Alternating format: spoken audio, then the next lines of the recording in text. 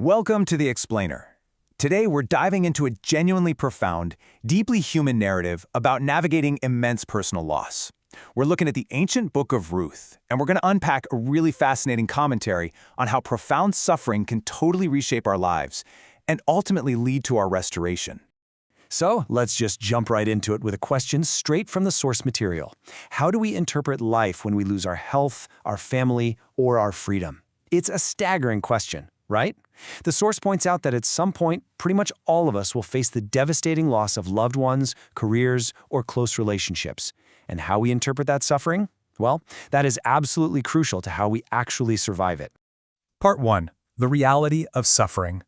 To really grasp the sheer weight of this tragedy, we have to look at Naomi's absolute totality of loss. The text tells us she lived in the land of Moab for over a decade, and in that time, she lost her husband, Elimelech, and both of her sons. Now, in the ancient world, as the source heavily emphasizes, losing these men meant she literally lost her social status, any heir to her property, her economic support, and, seemingly, her hope for the future. She is left entirely bereft, accompanied only by her widowed Moabite daughter-in-law Ruth. But you might be wondering, why were they in Moab in the first place? Well, they were originally fleeing a physical famine in Judah. But the commentary points out something really fascinating here. The deepest famine is often spiritual, not just physical. The source argues that wandering away from one's faith, a spiritual famine, is often the origin of the deepest human suffering, sometimes even more so than the environmental crises happening all around us. Part 2. Choosing to return. So despite her overwhelming grief, Naomi hears that the divine has provided food, and she makes a defining choice to go back. But she isn't just returning anywhere, she's heading back to Bethlehem. Now, in the original language, Bethlehem actually translates to granary or house of bread. It's a striking detail. These starving, grieving widows are making an agonizing trek back to a place literally named for abundant provision. The source draws a really sharp contrast between these two locations. Moab represents a place of profound loss, death, and worldly devastation.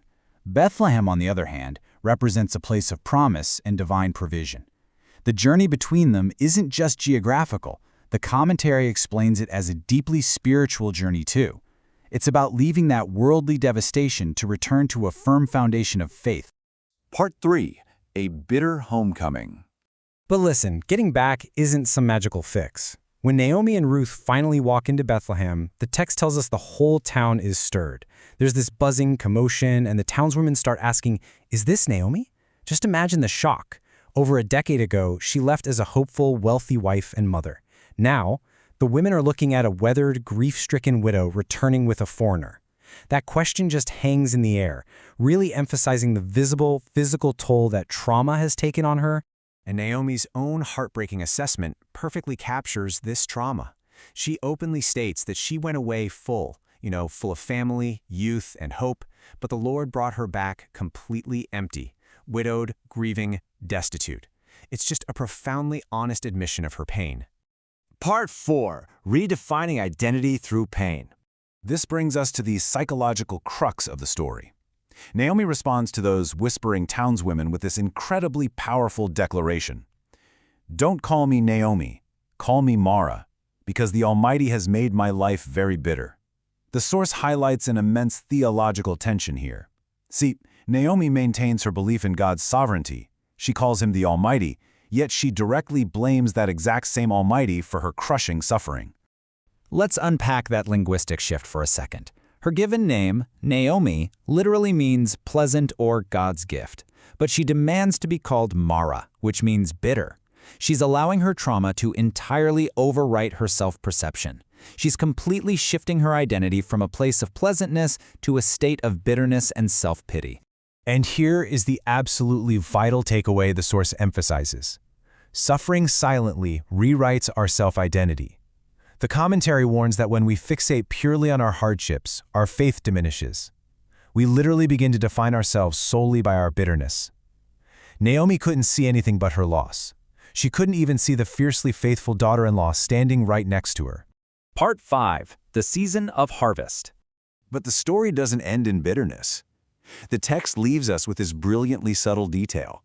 It notes that Naomi and Ruth arrive in Bethlehem exactly at the start of the barley harvest. The source points out how absolutely crucial this timing is. This is around Passover, and barley is the earliest ripening grain in ancient Israel. It is the absolute first sign of life and provision after a long, hard winter. What's truly fascinating here is the hidden lineage of redemption that the source reveals. Naomi couldn't see the bigger picture through her pain, but look at what grew from this exact moment. Through Ruth, the faithful widow, comes a marriage to Boaz, the Redeemer. They have Obed, who becomes the grandfather of King David, which ultimately, according to the theological text, leads directly to the lineage of Jesus Christ. This singular, devastating moment of personal suffering was actually the necessary seed for a multi-generational plan of salvation. Ultimately, the source material leaves us with this huge takeaway. God uses suffering to guide broken people back, turning what looks like a total dead end into a brand new starting point. The commentary explains that within this framework, suffering isn't just some punishment. Instead, it's viewed as a refining journey, one that's meant to eventually restore the oppressed to an abundant life. As we wrap up this explainer, I want to leave you with a final thought.